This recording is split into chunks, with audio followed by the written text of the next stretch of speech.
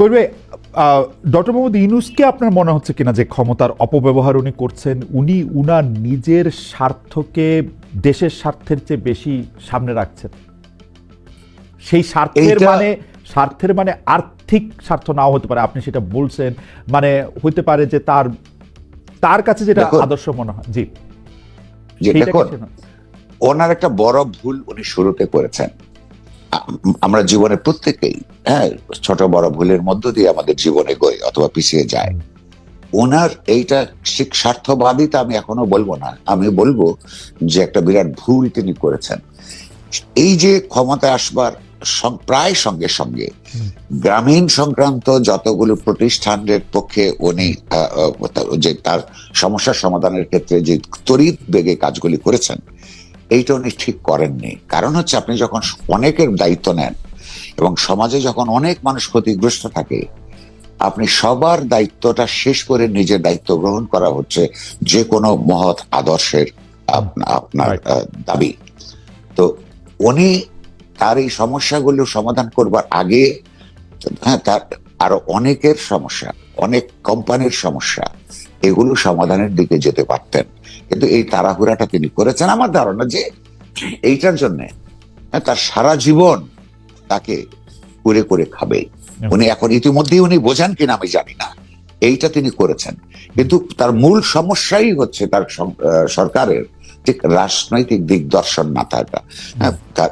একটা non political minds তাদের নিয়ে সরকার গঠন করা এমন একটা সময় যখন বাংলাদেশে রাষ্ট্র ক্ষমতায় থাকা উচিত ছিল সব রাজনৈতিক ভাবে সবচেয়ে সংবেদনশীল, সবচেয়ে রাজনীতি সচেতন, ইতিহাস সচেতন যে সংগঠনটা হওয়া উচিত ছিল সরকার হিসেবে, সেটা হয় নাই। তারই দুর্ভোগ আমাদেরকে পোহাতে হচ্ছে। রাজনৈতিক দিগদর্শন না থাকা, সরকারের ভিতরে সরকার, এই প্রসঙ্গগুলি নিয়ে আমরা আরেকটু ইলাবোরেট ভাবে আপনার কাছে আসবো, তবে কতগুলি প্রসঙ্গের খুব দ্রুত একটু অবতারণা করতে চাই, তারপর আবার আমরা ওই মধ্যে আসবো। কইর ভাই, আমরা দেখেছি যে ডেইলি স্টার প্রথম আলো আক্রান্ত হওয়ার পর বা ডেইলি স্টার প্রথম আলোর উপর আক্রমণ হওয়ার পর বলা হচ্ছে যে এখন তো আসলে মত প্রকাশের স্বাধীনতা দূরে থাক, বেঁচে থাকাই মুশকিল হয়ে গেছে। আমাদের প্রশ্ন এখানে দুইটা, ডেইলি স্টার প্রথম আলো প্রথম সংবাদ মাধ্যম কিনা যারা আক্রান্ত হলেন, এবং আমি যদি ধরে নিই যে ডেইলি স্টার এবং প্রথম আলো আক্রান্ত না হইল, ওই দিন আক্রান্ত না হইতো, কিন্তু একজন হিন্দু লোককে পুরায় মারা হইতো, খুলনায় একজন সাংবাদিককে গুলি করে হত্যা করা হইতো, তাহলে একই কথা ডেইলি স্টার সম্পাদক জনাব মাহফুজ আনাম মঈদিন বলতেন কিনা যে আমাদের আসলে মত প্রকাশ স্বাধীনতা দূরে থাক, বেঁচে থাকার স্বাধীনতাও নাই?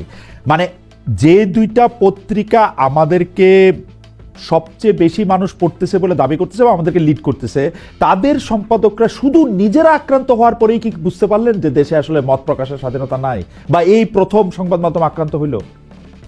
এটা কিরকম? না, এটা একটা হচ্ছে যে তাদের উপর যে আক্রমণটা হয়েছে, তারা খুব সেই সময় বিহ্বল হয়ে পড়ছিলেন।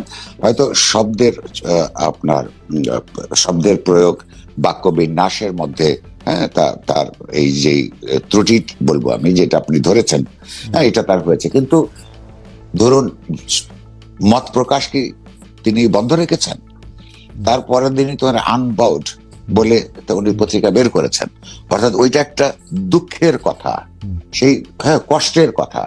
আর এইটাও তো সত্য নয় যে অন্য সময় অন্য না, এইটাইতে এইখানে প্রথম আগুন লাগেনি। অন্যান্য পত্র পত্রিকা, মিডিয়া প্রতিষ্ঠান আক্রান্ত হয়েছে, বন্ধ হয়েছে আওয়ামী লীগ আমলে। কিন্তু এটা কিন্তু ভুলে গেলে চলবে না, তখন মতিউর রহমান এবং মাহফুজ আনাম সহ আমরা সকলে কিন্তু সেগুলোর প্রতিবাদ করেছি, বিবৃতি দিয়েছি, এডিটোরিয়াল লিখেছি। এই যে ধরুন এখন যারা এইসব কথা বলছেন যে আমরা তখন করেছে কিনা, আসলে মানুষের আপনার শর্ট মেমোরির কারণে তখন কিন্তু তারা এটা দাঁড়িয়েছেন, কিন্তু যে এইরকম ভাবে দাঁড়ান নাই। কিন্তু আর এইরকম ভাবে এই ঘটনা তো ঘটেও নাই যে একটা বিল্ডিং এর মধ্যে উপরে ভেতরের লোক রেখে চারপাশ দিয়ে আগুন লাগিয়ে দেওয়া। অর্থাৎ একেবারে সেই ইউরোপে মধ্যযুগে যেভাবে ভিন্ন মতাবলম্বীদেরকে আপনার পুড়িয়ে মারা হতো, সেই পুড়িয়ে মারার যে পরিকল্পনা, এইরকম করে আপনি বিশ্বাস করবেন কিনা আমি জানি না, কারণ এরা এখনো এক ধরনের বিহ্বলতার মধ্যে আছেন। সেই দিন যদি আর 20 থেকে 25 মিনিট কিংবা আধ ঘন্টা যদি ছেলে মেয়েদেরকে উদ্ধার করা না যেত, তারা কিন্তু সেইখানে সাফোকেশনের কারণে শ্বাসরুদ্ধ হয়ে মৃত্যুবরণ করতো। তো এইটা এডিটর সাহেব যেদিন এটা শোনেন, সেই দিন তার তার যার সঙ্গে সবচেয়ে ঘনিষ্ঠভাবে কাজ করে তার ব্যাপারে তো সংবেদনশীলতা বাড়ে। হ্যাঁ, সেইটার কারণে হয়তো এটা বলেছেন, কিন্তু এটা মেইন করেছেন বলে তো প্রমাণ নাই, কারণ তিনি তারপরও তো শুধু প্রথম আলোর জন্য বা ডেইলি স্টারের জন্য আসেন নাই, তো গোটা সংবাদ মাধ্যম প্রতিষ্ঠানগুলোর স্বাধীনতার জন্য বলেছেন, এবং নিজেরাও মরবার ঝুঁকি থাকলেও মত প্রকাশ বন্ধ করেননি।